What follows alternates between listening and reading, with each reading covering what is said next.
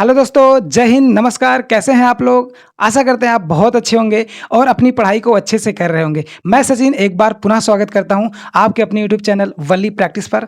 तो दोस्तों, हमने कल देखा था राष्ट्रपति शासन को, जो अनुच्छेद 356 में आपको देखने को मिल जाता है। उसमें से कुछ फैक्ट बचे थे। आज हम उसी फैक्ट को कवर करते हुए आज लास्ट जो है राष्ट्रीय वित्तीय आपातकाल को देखेंगे और आज हम पूरे तरीके से तीनों आपातकाल को समाप्त कर देंगे। जो पहला था 352 में राष्ट्रीय आपातकाल, दूसरा हमने देखा क्या दोस्तों, राष्ट्रपति शासन जो कि 356 में है। उसके क्रम में कुछ फैक्ट बचे थे, आज हम उसको कवर करते हुए सीधा चलेंगे कहां पर, राष्ट्रीय वित्तीय आपातकाल में। ठीक है, और तीनों आपातकाल अपने आप में बहुत ज्यादा इंपॉर्टेंट है और यहां से कई बार क्वेश्चन बने दोस्तों। अगर ये जो राष्ट्रीय आपातकाल है, अगर इन चीजों को आप मिस कर देंगे तो कहीं ना कहीं अगर यहां से क्वेश्चन बनेंगे तो आप उसे करने में सक्षम नहीं रहेंगे। इसलिए मैंने जो अभी तक हमने बताया है और जो आगे हम बताएंगे उसको इतना बेहतरीन तरीके से हम बता रहे हैं ताकि आपको समझने में कोई दिक्कत ना हो। अगर किसी दोस्त को पता या कंफ्यूजिंग हो रही होगी अब तक के क्लास में, यानी जब तक मेरे क्लास को नहीं देखा था तब तक उनको कंफ्यूजिंग रही होगी, लेकिन आज के बाद से अगर ईमानदारी से मेरी क्लास को फॉलो कर लेते हैं तो मैं ये दावा करता हूं आपको न राष्ट्रीय आपातकाल में, न राष्ट्रपति शासन में, न राष्ट्रीय वित्तीय आपातकाल में एक भी कंफ्यूजिंग नहीं होगी। बस ईमानदारी से इस क्लास को आज फॉलो करना, ठीक है। तो मैं कल की क्लास को आज की क्लास को लिंक करूंगा। मतलब कल की क्लास में हमने देखा था राष्ट्रपति शासनकाल, आज हम उसी राष्ट्रपति शासनकाल के कुछ थोड़े से फैक्ट बचे थे, आज हम उसको इस वीडियो में कवर करेंगे और आगे चलेंगे राष्ट्रीय वित्तीय आपातकाल पे। ठीक है, थोड़ा सा मैं लिंक कर दूं। ठीक है, तो अनुच्छेद 356 क्या कहता है? अनुच्छेद 356 कहता है कि भारतीय राष्ट्रपति शासन की बात की गई थी। ठीक है, मैं थोड़ा जल्दी से रिवीजन कर दूं ताकि क्लास की ड्यूरेशन ज्यादा लंबी ना हो। ठीक है, तो 356 कहता है कि राष्ट्रपति शासन की बात की गई है। क्या राष्ट्रपति शासन की बात किसमें कही है? अनुच्छेद 356 में। ठीक है, अगर राष्ट्रपति शासन को दोस्तों विस्तार करना हो तो उसके लिए क्या प्रावधान है? तो उसके लिए प्रावधान है कि 2 महीने के अंदर, क्या दोस्तों, 2 महीने के अंदर संसद में साधारण विधेयक से आपको क्या करना पड़ता है? प्रस्ताव पारित करना होता है। अगर साधारण विधेयक से संसद प्रस्ताव पारित कर देती है तो 6 महीने के लिए राष्ट्रपति शासन को विस्तार किया जा सकता है, यानी बढ़ाया जा सकता है। ठीक है, अच्छा, हमने 6 महीने तक की बात कर ली थी। अगर राष्ट्रपति शासन को 1 साल तक बढ़ाया जाना चाहे तो उसके लिए क्या प्रावधान है? उसके लिए भी तो कुछ ना कुछ रहा होगा। जी हाँ, हमने बताया था उसके लिए 2 कंडीशन होगी। क्या? उसके लिए हमने बताया था 2 कंडीशन होगी। पहला क्या? पहला कि भारत में आपातकाल लागू हो। क्या दोस्तों? पहला, भारत में आपातकाल लागू हो। दूसरा, ये शर्त थी कि भारत का राष्ट्रीय चुनाव आयोग है ये साबित कर दे कि अभी चुनाव कराना संभव नहीं है। अगर ये दोनों चीजें साबित कर देता है तो राष्ट्रपति आपातकाल को 1 साल नहीं बल्कि 1 साल से अधिक सीमा तक बढ़ाया जा सकता है। जी हाँ, ये चीज हमने डिस्कस किया था और आज इसी के क्रम में यही से हम लिंक करेंगे। जो भी फैक्ट बचा था उसके बाद हम चलेंगे सीधे राष्ट्रीय वित्तीय आपातकाल में। ठीक है, तो जो बचा था अब मैं उसको बोलने जा रहा हूं। ठीक है, क्या कि अब 1 साल तक तो हमने बढ़ा दिया था कल वाली क्लास में। अगर हम उसे अधिकतम 3 साल तक बढ़ाना चाहें, या कह सकते हैं कि राष्ट्रपति शासन को अधिकतम कितने सालों तक बढ़ाया जा सकता है, तो एक लाइन में मैं जवाब दूं कि अगर राष्ट्रपति शासन काल को आप बढ़ाना चाहते हैं तो अधिकतम 3 साल तक बढ़ा सकते हैं। क्या दोस्तों? अधिकतम 3 सालों तक इसका विस्तार किया जा सकता है। ठीक है, अच्छा, ये तो कंफर्म हो गया। लेकिन हमने देखा था कि अनुच्छेद 352 में उसको समाप्त भी किया गया था। जी हाँ, बिल्कुल सही बात है। तो इसमें भी समाप्त करने का प्रोसीजर जरूर होगा। जी बिल्कुल सही बात है। ठीक है, तो हम आपको बताना चाहेंगे कि जिस तरीके से राष्ट्रीय आपातकाल को 352 के अनुच्छेद में समाप्त किया गया था, जिस प्रावधान के तहत, उसी प्रावधान के तहत राष्ट्रपति शासन को भी समाप्त किया जाता है। ठीक है, तो मैं बता दूं आपको, अगर राष्ट्रपति शासन को समाप्त करना हो तो राष्ट्रपति चाहे तो स्वयं उसको वापस ले ले, तब समाप्त हो सकता है। यदि 6 महीने बीत जाने पर संसद उस पर कोई अनुमोदन, कोई स्वीकृति, कोई प्रक्रिया नहीं करती है तो राष्ट्रपति शासन स्वयं समाप्त हो जाता है। ठीक है, यहां तक हमने देख लिया कि अनुच्छेद 356 में अब तक क्या चीज दी थी, उसको हमने बेहतरीन तरीके से समझा और पहली क्लास को आज की क्लास से लिंक कर लिया ताकि आपको कोई कंफ्यूजिंग ना रहे। ठीक है, तो अब उसके क्रम में हम उसी क्रम में आगे बढ़ेंगे। जो हमने कल देखा था वो तो ठीक है, आज हमने क्लास को लिंक कर दिया और लिंक करने के बाद उसके बाद क्या प्रावधान था उसमें राष्ट्रपति शासन में, उसको हम आज देखने वाले हैं। ठीक है, तो वीडियो को लास्ट तक देखना दोस्तों। अगर वीडियो अच्छे लगे तो प्लीज वीडियो को लाइक करके, चैनल को सब्सक्राइब करके अपने दोस्तों के साथ शेयर करना। दोस्तों, एक बार मेरी क्लास देख लेना और आप इससे पहले की जो क्लास देखें उससे कंपेयर कर लेना, उसके बाद कमेंट करना कि मेरी क्लास आपको समझ में आई कि नहीं समझ में आई। मगर मैं ये दावे के साथ कहता हूं, अगर आपने ईमानदारी से फॉलो कर लिया तो यकीन मानिए जितने भी राष्ट्रीय आपातकाल हैं, जितने में आपकी कंफ्यूजिंग रही होगी अब तक, मैं यकीन के साथ कहता हूं अगर मेरी क्लास देख लेंगे दोबारा आपको इसमें कंफ्यूजिंग होने की जरूरत नहीं होगी। ठीक है, तो उसी क्रम में हम आज चलते हैं 356 को, उसके आगे देखते हैं। आज हम देखने वाले हैं कि राष्ट्रपति शासन यानी 356 के लगने के बाद जो प्रभाव पड़ता है वो क्या प्रभाव पड़ता है, राज्य पर क्या प्रभाव पड़ता है, केंद्र पर क्या प्रभाव पड़ता है, किसकी शक्तियां किसके पास जाती है, इसके अंदर क्या क्या बात कही गई है उसको हम पूरे डिटेल से देखने वाले हैं। तो आप लोग वीडियो में लास्ट तक बने रहना दोस्तों, क्योंकि हमारी इसके पहले की जो क्लासेस है अगर आप उसे देख लेंगे और इस क्लास को अगर मिस कर देंगे तो कहीं ना कहीं चीजें आप करने में सक्षम नहीं रहेंगे, क्योंकि आप कंप्लीट नहीं देखेंगे ना, आप उसमें कुछ और देखें, इसमें आप मिस कर देंगे तो चीजें कहां समझ में आएगी। इसलिए आपसे रिक्वेस्ट है प्लीज वीडियो को लास्ट तक देखना। ठीक है, तो चलिए स्टार्ट करते हैं। 356 में राष्ट्रपति शासन के प्रभाव यानी राष्ट्रपति शासन लगने के बाद इस पर क्या प्रभाव पड़ता है उसको हम आज देखने वाले हैं। इससे पहले हमने 352 में देखा था कि राष्ट्रीय आपातकाल लगने के बाद जो प्रभाव था उसको भी हमने देखे थे। जस्ट लाइक सेम आज हम इसको भी देखने वाले हैं कि राष्ट्रपति शासन के बाद क्या प्रभाव पड़ता है राज्य पर और क्या प्रभाव पड़ता है केंद्र पर। कम ऑन लेट्स गो, चलिए देखते हैं। कह रहा है कि राज्य की सभी शक्तियां केंद्र में आ जाती हैं। क्या दोस्तों, राज्य की सभी शक्तियां केंद्र में आ जाएगी। यहां पर आपको ध्यान रखने की जरूरत है, यहां पर एग्जामिनर आपके साथ खेल सकता है। केंद्र की जगह राज्य लिख देगा और राज्य की जगह विधानसभा लिख देगा, विधान परिषद लिख देगा, लोकसभा लिख देगा, राज्यसभा भी लिख सकता है। यहां तक मैं कह रहा हूं, इस पर जोर डालने वाली जहां बात होती है वहां पर आपको मैं समझाने की पूरी कोशिश करता हूं कि एग्जामिनर यहां आपसे खेलेगा तो आप उससे पहले एग्जामिनर से खेल जाओ। ठीक है, मेरी क्लास को अगर देख रहे हैं तो यह गलती नहीं होनी चाहिए। ठीक है, उसके बाद अगर दूसरे पॉइंट पर अगर नजर डाले तो कह रहा है कि राज्य के सूची पर, क्या दोस्तों, राज्य के सूची पर जो कानून है वो कौन बनाएगी, वो संसद बनाएगी। क्या दोस्तों, राज्य के विषय पर यानी राज्य सूची के विषय पर कानून कौन बनाएगा, कानून संसद बनाएगी। ठीक है, क्लियर। पहला पॉइंट और दूसरा पॉइंट मेरे ख्याल से अच्छे से आपको क्लियर हो गया होगा। ठीक है, आगे थर्ड पॉइंट पे चलते हैं। कह रहे हैं कि राज्य की विधानसभा, क्या राज्य की विधानसभा को निलंबित किया जा सकता है। क्या दोस्तों, किया जा सकता है, सकता।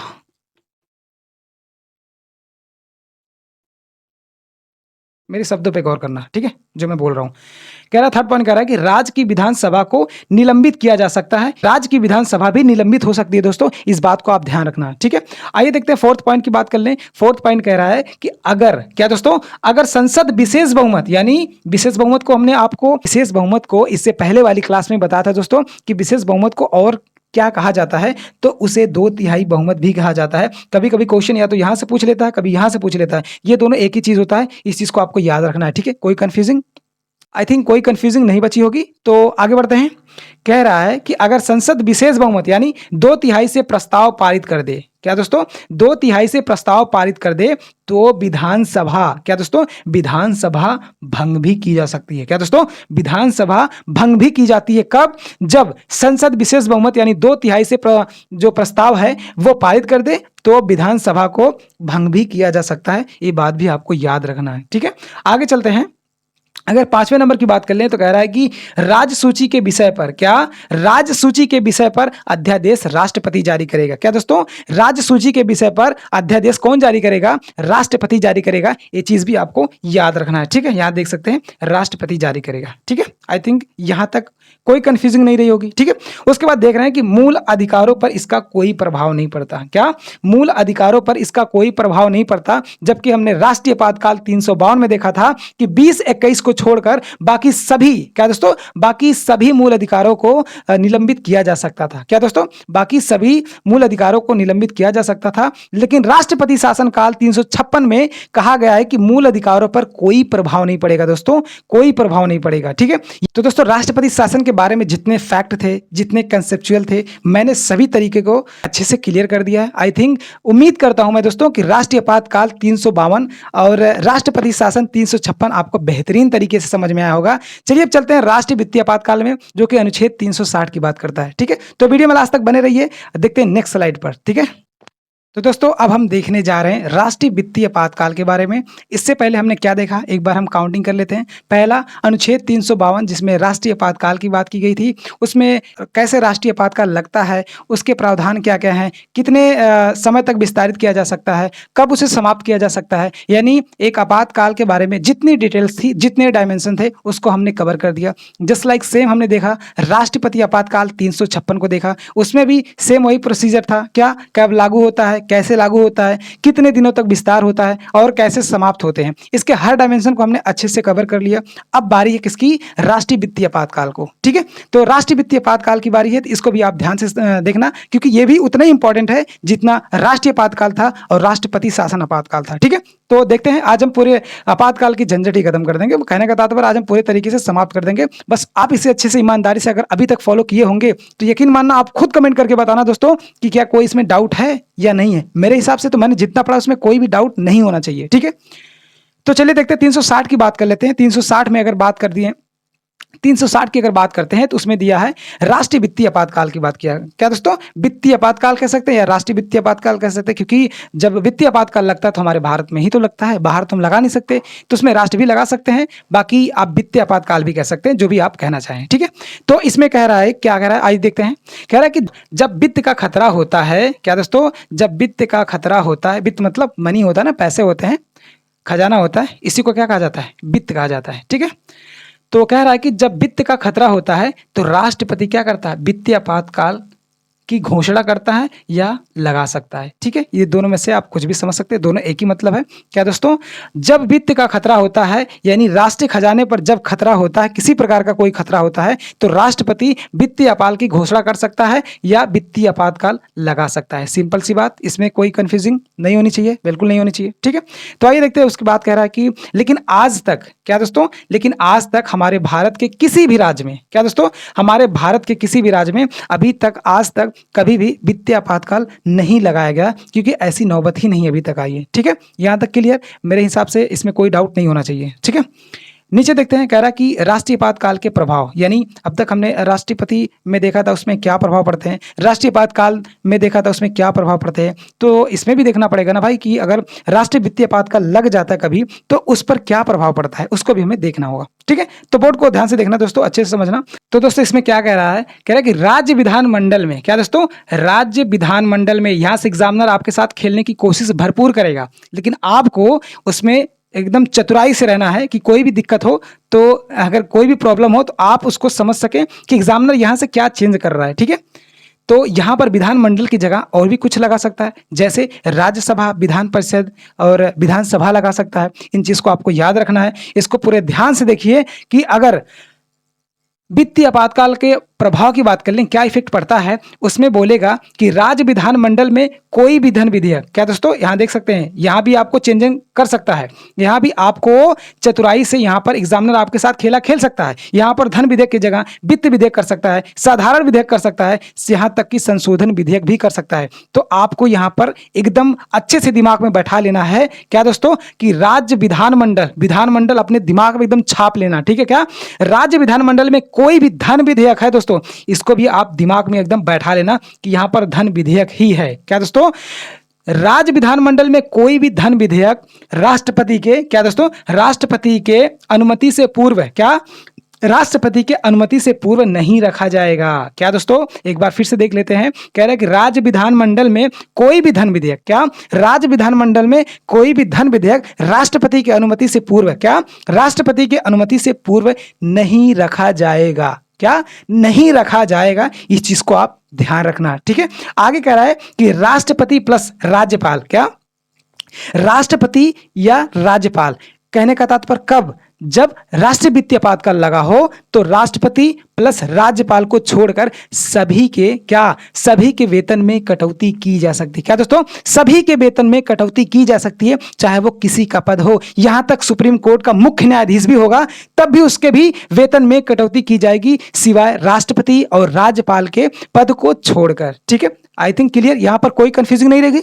अगर एक कंफ्यूजिंग भी होगी, अगर कोई कंफ्यूजिंग भी होगी तो एक बार फिर से देख लेते हैं। ठीक है, उसके विस्तार को हम एक बार फिर से पुनः देख लेते हैं। कह रहा है कि राष्ट्रीय वित्तीय आपातकाल के प्रभाव के बारे में अगर हम बात करें तो राज्य विधानमंडल में कोई भी धन विधेयक राष्ट्रपति की अनुमति से पूर्व नहीं रखा जाएगा, यहां तक क्लियर हो जाना चाहिए। उसके बाद कह रहा है कि राष्ट्रपति और राज्यपाल के पद को छोड़कर, क्या दोस्तों, राष्ट्रपति और राज्यपाल के पद को छोड़कर, क्या दोस्तों, राष्ट्रपति और राज्यपाल के पद को छोड़कर बाकी सभी, क्या दोस्तों, बाकी सभी प्रशासनिक अधिकारियों के वेतन में कटौती की जा सकती है। इस चीज को आप ध्यान रखना, चाहे वो सुप्रीम कोर्ट का मुख्य न्यायाधीश क्यों ना हो, उसके भी वेतन में कटौती की जा सकती है, सिवाय राष्ट्रपति राज्यपाल के पद को छोड़कर। ठीक है, आई थिंक यहां तक आपको बेहतरीन तरीके से समझ में आया होगा, कोई भी डाउट नहीं रहा होगा मेरे हिसाब से, जहां तक मैं उम्मीद करता हूं मैंने इतने बेहतरीन तरीके से आपको समझाने की कोशिश की, इसमें कोई डाउट रहने की गुंजाइश ही नहीं है। अगर उसके बाद भी लगता है कि कोई कहीं ना कहीं डाउट रह गया हो तो आप इस क्लास को दोबारा देखना, यकीन मानना उसके बाद कोई कंफ्यूजिंग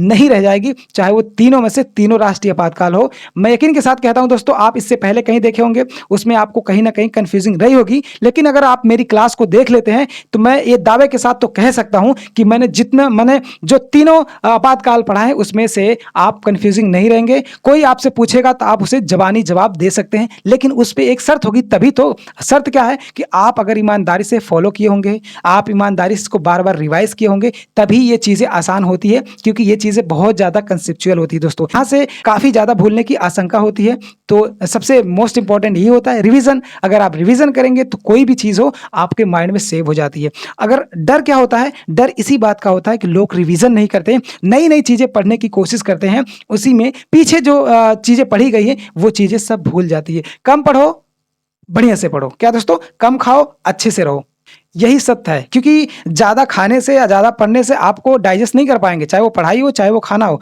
कम पढ़िए और उसे इतनी बार रिवाइज करिए कि आपके माइंड में एकदम सेव रहे। कोई भी आपसे पूछे वो सवाल तो आपके जुबान पर तुरंत एकदम आपके टिप पे होना चाहिए। इसी को कहते हैं पढ़ाई। लेकिन क्या करते हैं आज के लोग, क्या करते हैं, ज्यादा से ज्यादा किताबें इकट्ठे करने में लगे होते हैं, और रिवाइज करने में, अगर रिवाइज करने की बात किया जाए तो कहीं ना कहीं उन्हें डर लगने लगता है। तो सबसे बड़ी बात तो यही है दोस्तों कि जब तक रिवाइज नहीं करेंगे एग्जाम पास नहीं होगा। ठीक है, तो आज की क्लास को हम यहीं पे करते हैं समाप्त। और वीडियो अगर अच्छे लगे तो प्लीज़ वीडियो को लाइक करके चैनल को सब्सक्राइब जरूर करना दोस्तों, क्योंकि रात को मैं आपके लिए जब इतनी मेहनत कर सकता हूं तो आपका एक छोटा सा सब्सक्राइब और छोटा सा लाइक और एक सब्सक्राइब हमें बहुत ज़्यादा मोटिवेट करता है। तो ये चीज़ आपको करना पड़ेगा। ठीक है दोस्तों, तो कल हम देखेंगे कि आगे क्या प्रावधान है, आगे हम किस चैप्टर पर जाएंगे वो कल हम आपको बताएंगे। ठीक है, तो आप कल की वीडियो मिस ना करें, क्योंकि कल का वीडियो बहुत ज़्यादा इंपॉर्टेंट होने वाला है। वहां से तो एग्जाम में हर साल ही पूछे जाते हैं। तो आप अगर कल की वीडियो मिस करेंगे दोस्तों तो जाहिर सी बात है कि आप कहीं ना कहीं थोड़ा सा दिक्कत में पड़ सकते हैं। इसलिए आपसे रिक्वेस्ट है दोस्तों, कल की वीडियो मिस ना करें। तो ठीक है दोस्तों, तो आज हम लेते हैं आपसे इजाजत, कल फिर से मिलते हैं नए सेशन में। तब तक के लिए जय हिंद, वंदे मातरम।